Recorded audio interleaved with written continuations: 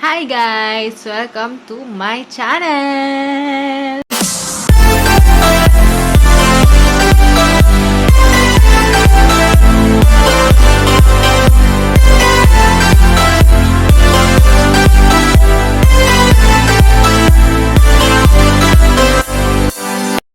For today's video, ang gagawin natin ay live recap from 2023 hanggang 2025.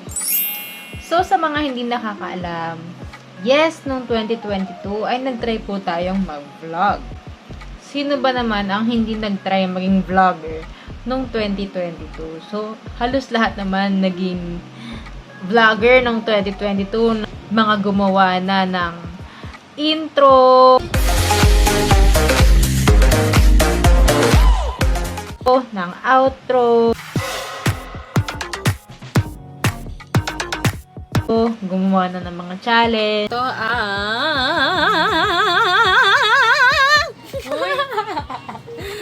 my sister does my makeup challenge. Pero hindi natuloy. Some of us succeeded sa pag-vlog na nag-start ng 2020. And some of us din naman, tulad ko, ay nawala ng motivation or nagkaroon ng ibang priority sa buhay. But now, I'm college graduate and kaya ko na mag-vlog everyday. Wag na mag-vlog everyday, ang hirap naman. Kaya ko na mag-vlog and I have time to do what I want. Mag-vlog na ako ulit. Sa mga hindi ko subscriber noon or mga hindi ko pa friends nung mga panahong nag-vlog na ako, well, I used to do vlogging way back 2020, 2021, and 2022. So, 2022, I posted a video of fresh start na hindi naman natuloy since I was busy nga studying for my college degree. Na-miss niyo ba ako? So, yan, we'll be having a quick recap of my life during 2023, 2024, and 2025 kung bakit nga ba ngayon lang ulit ako nakapag-vlog. I'm back at vlogging. Yeah, so let's do it! So guys, magsimula tayo sa 2023. 2023 was supposed to be a chill year. I was second year college, turning into third year college. Yun na yung nakakapag-labas-labas ako, nakaka-late ako ng uwi. So, may mga bagay na hindi maganda tayong nagawa nung college. Like yung pagpapasaway. Pero di naman sobra. Well, to be honest, there's some things that I did in 2023 that I really regret of. Yeah, that was the earlier days of my 2023. Yeah, it's supposed to be a chill year. October 2023, nalaman namin na may breast cancer. Stage 4 si Mami.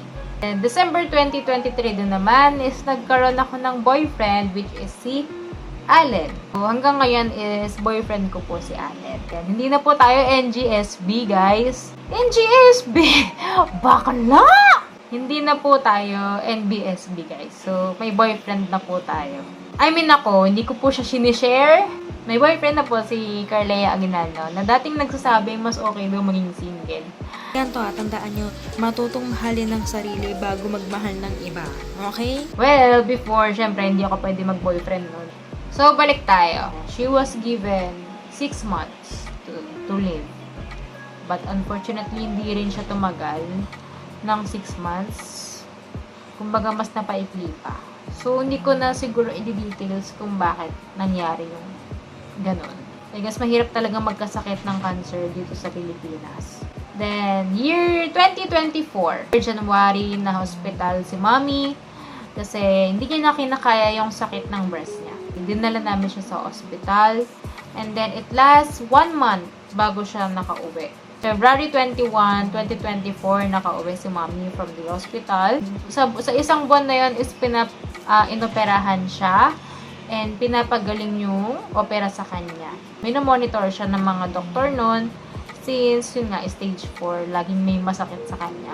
Also, siguro nakatagal din yung pag-settle namin ng bill sa hospital since umabot nga siya ng 500,000. So, we don't have that kind of money na may lalabas ka agad. So, hindi natagalan yung paglabas namin kay Mommy sa hospital. So, I'm very so much thankful, very na so much pa Thankful to all the people na nag-donate before nung nagka-cancer si Mami, sa mga tumulong, sa mga tita ko, sa mga kapatid ko sa mother side, father side, everyone na tumulong po sa amin financially and emotionally. Thank you so much po. Unfortunately, hindi na po umabot sa pagkikimo si Mami because she died in March 3, 2024. So, yun ang pinakamasakit na nangyari sa buhay ko is to see my mom na lumalaban. Ayaw niya pa talaga mamatay kaso natalo siya nung sakit niya. Sobrang sinubukan niyang mag-survive talaga. Kahit nahirapan na siyang kumain, hindi na tinatanggap ng katawan niya. Gusto niya pa rin kumain, hinunguya niya. Pero alam niyo, hindi niya na malunok since, yun nga, tinatanggap ng katawan niya. But still, she fought hard. I just miss my mom so much. But anyways, this isn't supposed to be a sad vlog. I'm just remembering the things that happened the past years. So, March 2024, namatay si Mommy. Then, someone has to stood up for our family. Since may sakit na nga yung dad ko, medyo mahina na rin siya. I am the eldest daughter. So, ako yung in charge to become the mom of the family. Kung nakikita niyo sa mga vlogs ko before, 5 po kami. Si Mommy, si Daddy, si Kuya, ako, and si Carly, yung bunso namin. So, I was the one to look out after our father. Since may sakitin siya noon, prepare his meds and everything, manage the bills, the groceries, cook, laundry, tapos mag-aral ka pa. It's so hard to be a mother, a daughter, and a student at the same time. Well, tinutulungan naman ako ng kapatid ko, si Carly, nung time na yon. So, I was grateful to her na kahit papano natulungan niya naman ako sa mga gawain bahay and everything. Yeah. August is, yun na nga, nag-start ako mag-part-time job noong August 2024 sa Las Piñas. Doon din ako malapit nag-OJT. Ang OJT ko kasi is September 2024. Nag-OJT ako sa may CBSI, sa may Sukat. I stayed sa place ng friend ko, malapit sa South Mall. Yeah, doon ako nag-stay. So, bali kasi yung part-time ko is sa BF, tapos CBSI sa may Sukat. So, magkalapit lang sila. So, I'll be doing my OJT from 8 to 5 p.m. and then after OJT, diretso na ako sa part-time ko ng 6 to 11 p.m. So, basically, uuwi lang ako dun sa bahay ng friend ko to sleep. Bale, kaya ako nag-part-time nun since I'll be away sa house. And ayoko naman na yung baon ko na pang OJT ko, yung gastusin ko, hihingin ko pa sa daddy ko. Kaya, nag-part-time ako. So, yun. And umuwi rin ako every weekend para maglaba sa bahay and mag-prepare nung gamot ni daddy. Kasi weekly ko siya inaayos. Ayun. December, we celebrated our first New Year nang wala si Mommy. Here comes the January 2025. It was also a tough year. January 2025, life goes on, student, and everything. February, medyo nahirapan ako, actually, in February 2025 because my dad was getting weak. He's having hallucinations na nakikita niya daw yung mommy ko and everything. You know, we're emotionally prepared for everything might happen kapag namatay ang dad namin. But we're not financially prepared since wala na kaming pera. Hindi naman walang pera, hindi naman kami zero as in. But hindi na tulad before na masarap talaga yung buhay. Carly, nag-start siya mag-work as admin coordinator dun sa ninong niya. Since after ng OJT ko, diretso 4th year na kami. Yung 4th year na ako noon, ang pasok ko na lang is Friday and Saturday. Kaya sabi ko kay Carly, since naghahanap na siya ng part-time noon, gusto niya makatulong financially, tinanong niya yung ninong niya kung may opening. Kasi since mayaman yung ninong niya, kung may opening, and he said yes. So, tinanggap niya si Carly. Then, nagano kay Carly, baka kailangan niya pa ng tao, ganyan. Kaya nag-apply din ako. So, I got accepted. March 3. Na-hire ako bilang secretary ng boss ni Carly. So, hanggang ngayon, doon ako nag-work. And it was fun. Ang bait Ang bait ni boss. Ayun nga, I was just really thankful na nagka-job kami. Since March 29, namatay naman si daddy. Somehow, we're emotionally prepared since bata kami, lagi nang may sakit si daddy and pabalik-balik siya sa ospital. Hindi naman sa pag-ana, pero mas ine-expect kasi namin mauuna si daddy mamatay kaysa kay mommy. Pero, alam niyo yun, that's how destiny works. And we're just very grateful and so much thankful sa mga kapatid po ni daddy, which Tita Ellen, Uncle Ferdin, Uncle Junior, who helped us during this typhoon of our lives na hindi kami pinabayaan. And also sa mga siblings namin on the father's side, especially kila Kuya Carlo and Ate Jackie, na hindi kami iniwan simula nung nilabas si daddy sa ospital hanggang sa na-cremate siya na nasa tabi namin.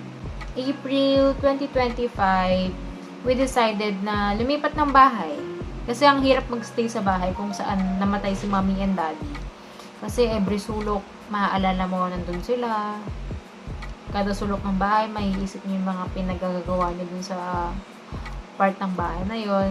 Yun yung pinakamahirap. It's mentally draining. Ang hirap mag-function kung hindi ka maka-move on. We decided to be separated from our kuya since he was planning to start a family. As of now, pregnant na po yung girlfriend niya. So, it's good then we already separated from him since ang hirap din kasing dalawang pamilya sa isang bahay. So, sa Filipino household, alam nyo, gano'ng kahirap kapag maraming nakatira sa isang bahay. Well, ayun nga, nagtatrabaho ako habang titisis. So, yung trabaho ko nun is part-time. Ang schedule ko lang dun is half day lang and Monday to Thursday lang. So, grabe, sobrang grateful ko sa boss ko kasi pinayagan niya ako ng ganong schedule. Kasi kung hindi, mahirapan akong ipasa yung thesis ko. So, sobrang thankful ako. Sobrang flexible ng schedule ko ng mga panahon. And sobrang thankful din ako sa friend ko, sa best friend ko na si Jordy. Ayan. So, hindi ko pa siya na-introduce sa inyo. Siya si Jordy, ang best friend ko ng college. Nung college. Ang hirap kasi, alam mo yun, nung college, pero fresh grad ka. So, parang hindi ka pa, wala ka pang karapatang mag-reminisce ng college days mo kasi kapag graduate mo. Ganon. So, yun.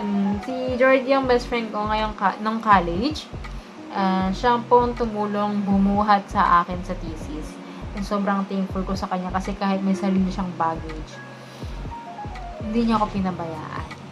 So, I am so thankful for that sa aking friend. At mahal na mahal ko siya. Okay. Luckily, nakagraduate tayo nung September 2025. Cum laude pa tayo. So, sino ka dyan? Nagbabuhat na lang sa thesis, naging cum laude pa, di ba? I'm just really thankful din kay God despite of having those circumstances is hindi ko napabayaan yung pag-aaral ko. Kahit sobrang hirap. Ang hirap. As in, strongest soldier talaga ako ng mga panahon yun. But luckily, we got to survive those phase of my life. And, nung December 2025 is naging Employee of the Year naman tayo sa ating pinag-workan na company. So, yun. Yun lang naman ang pinaka naging recap ng 2023, 2024, and 2025 ko. And ngayon is January 2026 na. So, we're still doing good, I guess. As long as wala tayong tinatapakan tao, I think we're doing good. So, sana nakapag-catch up kayo sa buhay ko. And you'll be updated na sa buhay ko this 2026 since I will be doing vlogs again. It will be a lifestyle, adulting, relationship vlogs. Well, kasama ko yung boyfriend ko na si Allen. So, watch out for it. So, yun, watch out for my future vlogs. And thank you so much for watching my story, for keeping up with me. Keeping up with Curly. If you like this video, like and subscribe. Yan lang guys. Thank you. Bye!